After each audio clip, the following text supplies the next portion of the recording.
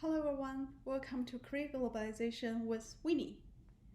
In the previous episode, I compared my job in risk management industry in Canada and US. Today, let's talk about the 3 key things you need to figure out if you are thinking about coming to US for working purpose. The 3 key things are visa, job seeking, and compensation. Let's get started. So first of all is the visa. The visa status in US could be very complicated because there are so many categories and each category has its own eligibility criteria and application process. So if you couldn't figure out which visa will put you eligible to work in US, then you are pretty much kicked out of the game. The most commonly seen 3 working visas for technical workers are H-1B visa, L-1 visa, and TN visa. Let's dig into all of them. First of all is the H-1B visa. The H-1B program says the eligible occupations require theoretical and practical applications of highly specialized knowledge, and the candidates need to have at least a bachelor's degree. A lot of foreigners with a bachelor's degree will think that, oh, that's very general and it sounds pretty easy. No, it's not as easy as you thought, because H-1B visa has an annual cap of 65,000, which means that every fiscal year, only 65,000 new H-1B visas will be issued. Still, that sounds a large number, isn't it?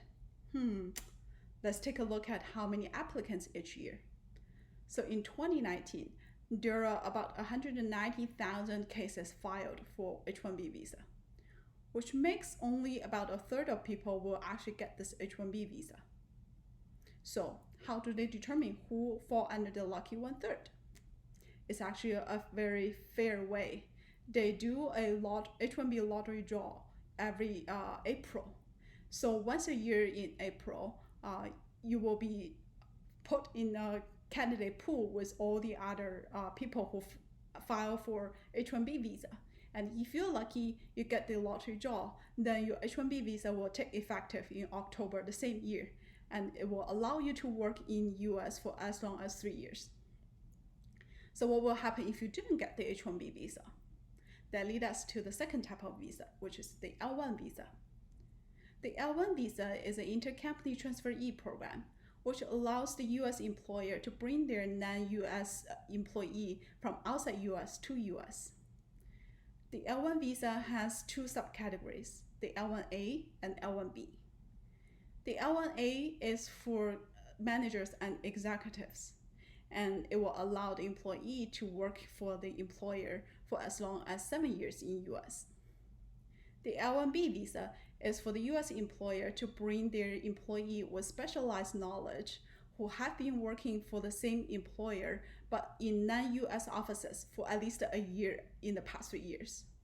So if you're thinking about coming to US for work and your company happen to have offices in US and non-US places, then the L-1B visa is definitely a good way.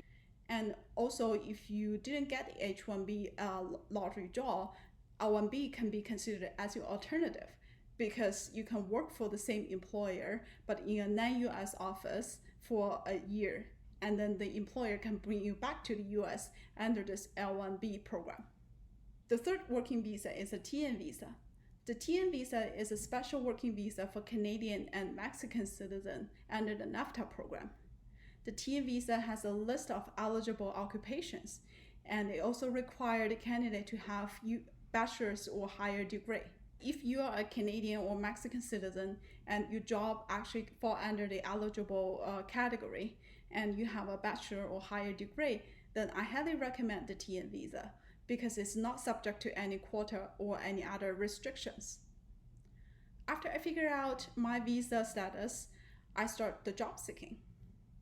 Similar to all the job searching in local markets, to look for a job in a foreign market, people usually use 3 ways: networking, working with an agent, or just simply applications through the corporate's career website. I'll share my experience in all 3 approaches. First of all is networking. So networking is considered as the most effective way for the candidate to understand the markets and eventually to get a job interview. And networking usually takes place in two formats. One is in-person coffee chat, and two is connection through social media. For me, because I was still in Toronto when I was looking for a job in New York, meeting people for coffee is not that easy. So I largely leverage on LinkedIn connections. I reached out to people, had conversation with people on LinkedIn, but unfortunately, it didn't turn up any tangible opportunities for me. So I think this is because my connection in US is still pretty weak. A good connection is considered as alumni connection or a professional connection. And for me, both type of connections are largely in Canada. So networking didn't really work well for me. So the second way is to work with agents or recruiters.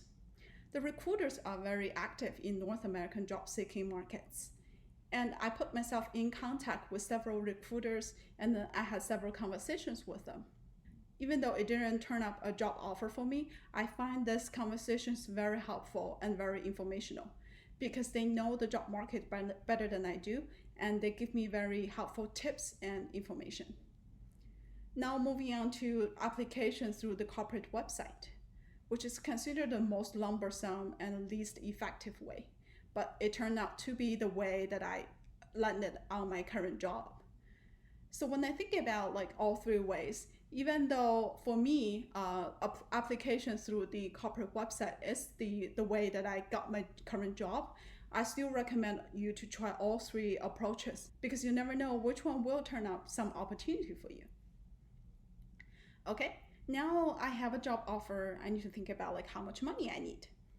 So basically what I want is how much money I need to make in New York to keep my standards of living in Toronto. To solve this problem, I did two researches.